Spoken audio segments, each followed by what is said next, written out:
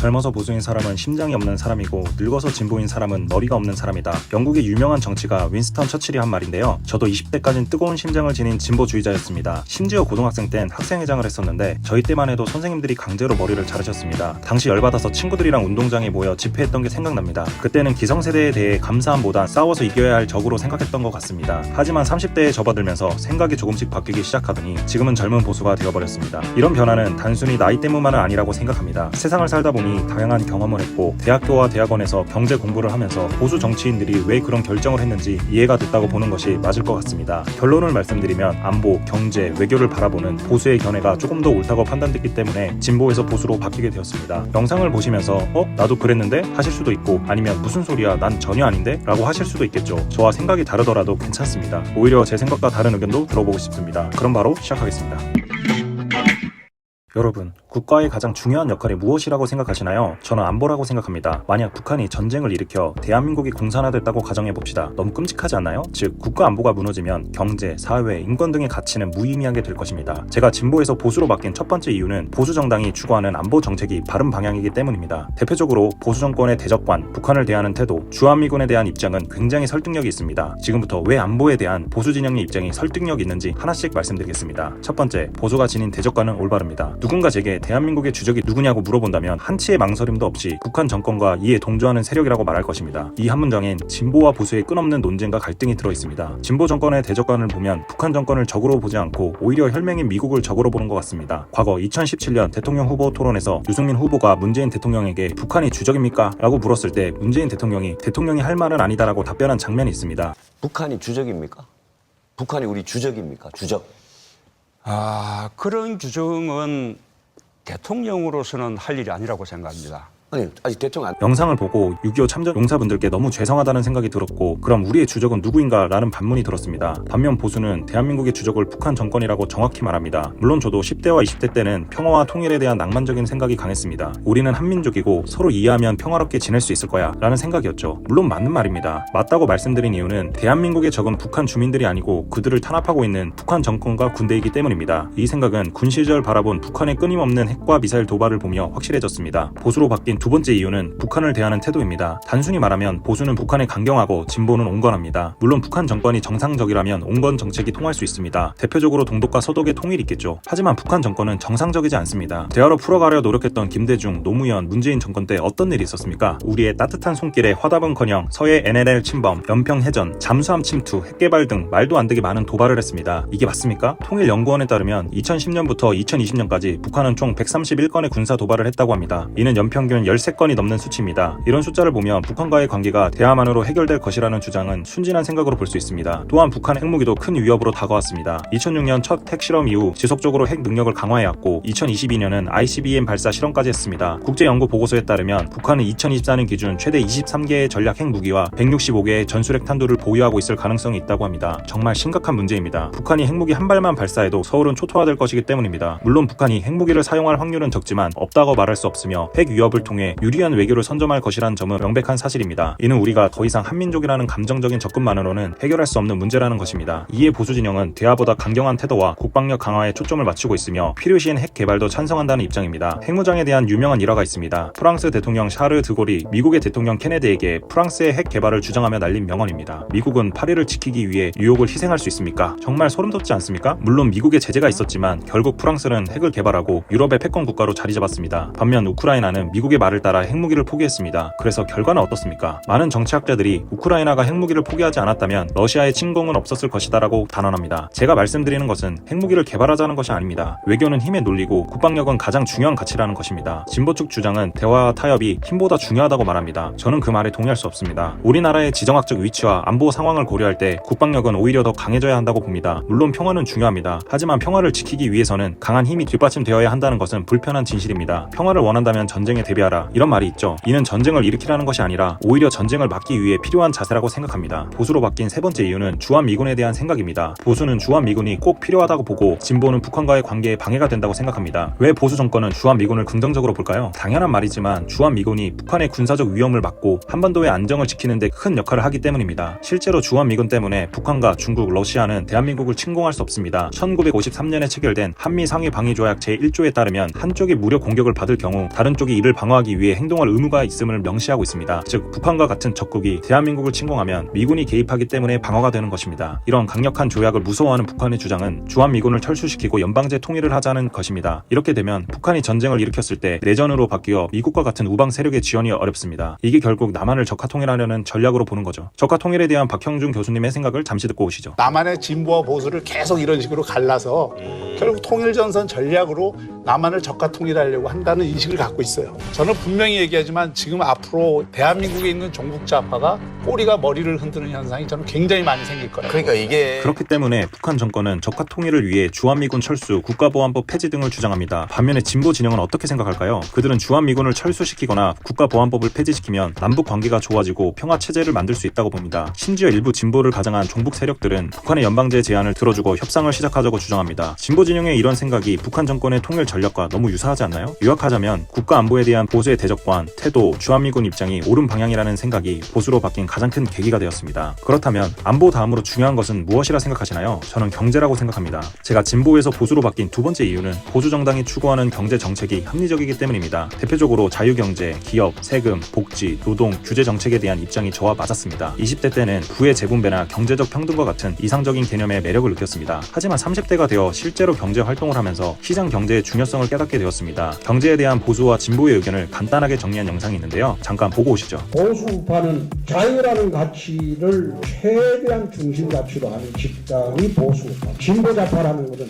평등이라는 개념을 최고의 가치로 하는 집단. 자유와 평등, 여러분은 어떤 가치에 더 매력을 느끼시나요? 저는 자유가 더 중요하다고 생각합니다. 이 이유가 보수 정권의 경제 정책을 지지하는 첫 번째 이유입니다. 대한민국 헌법 제1조는 대한민국은 민주공화국이다 라고 명시하고 있으며 이는 자유롭고 민주적인 정치 체제를 의미합니다. 그리고 헌법 제119조는 경제 민주화를 강조하며 경제적 자율성과 개인의 자유를 보장합니다. 즉 평등 이전에 자유가 먼저 선행되어야 합니다. 둘째, 기업에 대한 인식이 바뀌었습니다. 예전엔 대기업을 착취의 주체로만 봤는데 이제는 일자리 창출과 경제 성장의 원동력이라는 것을 알게 되었죠. 한국개발연구원 자료에 따르면 2022년 기준 우리나라 대기업 300개사가 전체 고용의 약 30%를 차지한다고 합니다. 이는 결코 작은 숫자가 아닙니다. 또한 대기업의 기술 혁신과 투자가 중소기업과 스타트업의 성장에도 긍정적인 영향을 미친다는 점을 이해하게 되었습니다. 세 번째, 세금 정책에 대한 생각도 바뀌었습니다. 과거에는 부자 증세를 무조건적으로 지지했는데 이제는 세금이 경제 활동에 미치는 영향을 고려하게 되었습니다. 예를 들어 법인세율이 너무 높으면 기업들이 해외로 빠져나갈 수 있다는 점을 알게 되었죠. 실제로 2018년 법인세율 인상 이후 해외 직접 투자가 증가했다고 합니다. 쉽게 말해 세금을 너무 많이 떼니 기업들이 해외로 도망가려 한다는 것입니다. 이는 국내 일자리 감소와 세수 감소로 이어질 수 있는 심각한 문제입니다. 네 번째, 복지 정책에 대한 시각도 변화했습니다. 무조건적인 복지 확대보다는 지속 가능한 복지의 중요성을 인식하게 되었죠. 문재인 정권의 마지막 해였던 2022년 기준 우리나라의 국가 채무액은 1067.4조 원으로 GDP 대비 약 50%에 달했다고 합니다. 이는 10년 전에 비해 20%포인트 이상 증가한 수치입니다. 다양한 이유가 있었겠지만 과도한 복지 확대도 한몫했을 것이란 생각이 듭니다. 복지는 필요하지만 그것이 경제 성장을 저해하거나 미래 세대에게 부담을 주어서는 안 된다고 생각합니다. 또한 보편적 복지보다 선택적 복지가 더 합리적이라는 생각이 들었습니다. 독감이 걸려 병원에 갔다고 상상해봅시다. 독감에 맞는 약을 처방해야 하는 의사가 열이 있다고 해열제만 처방합니다. 물론 해열제를 먹다 보면 독감이 나을 수도 있지만 환자에 맞는 약을 주는 게 더 효율적입니다. 즉 복지도 꼭 필요한 국민에게 돌아가는 것이 맞다고 생각합니다. 부자에게 무료급식을 제공해주지 않는 게 옳다고 생각하는 것처럼요. 다섯 번째, 노동 정책에 대해서도 생각이 바뀌었습니다. 과거에는 무조건 근로자의 편에 섰는데 이제는 노사 간의 균형이 중요하다고 생각합니다. 최저임금이 급격히 오르면 오히려 소상공인의 부담이 늘어나고 취준생의 일자리가 줄어들 수 있다는 점을 알게 되었죠. 실제로 2018년 최저임금이 16.4% 인상된 후 저임금 일자리가 크게 감소했다는 연구 결과가 있습니다. 또한 한국노동연구원의 보고서에 따르면 2018년 최저임금 인상 이후 저임금 근로자의 고용이 약 5% 감소했다고 합니다. 이런 경험과 학습을 통해 경제 성장이 결국 모든 계층에게 혜택을 줄 수 있다는 락수 효과의 개념을 이해하게 되었습니다. 물론 완벽한 해결책은 아니겠지만 경제 파이를 키우는 것이 결국 모두에게 도움이 된다는 점을 깨달았습니다. 예를 들어 1인당 GDP가 3만 달러를 넘어서는 국가들을 보면 대부분 복지 수준도 높고 삶의 질도 좋다고 합니다. 이는 경제 성장이 결국 국민 생활 향상으로 이어진다는 것을 보여줍니다. 여섯 번째, 규제 완화의 필요성도 인식하게 되었습니다. 과도한 규제는 기업의 혁신을 저해하고 경제 성장을 방해할 수 있다는 점을 알게 되었습니다. 특히 4차 산업혁명 시대에 진입하면서 새로운 기술과 비즈니스 모델에 대한 유연한 대응이 필요하다고 봅니다. 예를 들어 공유경제나 핀테크 산업 등에서 우리나라가 뒤처지고 있는 이유 중 하나가 바로 과도한 규제 때문이라고 생각합니다. 이러한 경제에 대한 인식 변화는 제가 보수 정책을 지지하게 된 주요 이유입니다. 하지만 이는 약자를 무시하자는 뜻이 아닙니다. 오히려 경제 성장을 통해 더 많은 일자리를 만들고 그 혜택이 사회 전체에 골고루 돌아갈 수 있게 하자는 것입니다. 제가 진보에서 보수로 바뀐 세 번째 이유는 보수 정당이 추구하는 외교 정책이 국익에 우선되기 때문이었습니다. 대표적으로 보수 정당의 실리 외교, 경제 안보, 한미 동맹에 대한 입장이 저와 맞았습니다. 외교는 크게 실리 외교와 가치 외교로 나눌 수 있습니다. 전통적으로 보수는 보수는 실리 외교를 선호하며 진보는 가치 외교를 따르는 경향이 있습니다. 실리 외교가 무엇인지 알기 위해 광해군이 명에게 군대를 파견하는 장면을 준비해봤습니다. 홍문관은 적어라. 명이 두려워 이만의 군사를 파병하였으나 금관은 싸움을 원치 않는다. 부디 우리 군사들을 무사히 조선으로 돌려보내 주시길 소원한다. 전하, 사대의 명분을 저버리고 우랑캐에게 손을 내밀다니요. 그깟 사대의 명분이 뭐요? 도대체 뭐길래 이만의 백성들을 사질로 내몰라는 것이오? 임금이라면, 백성이 지압이라 부르는 왕이라면 빼앗고 훔치고 빌어먹을지언정 내 그들을 살려야겠소.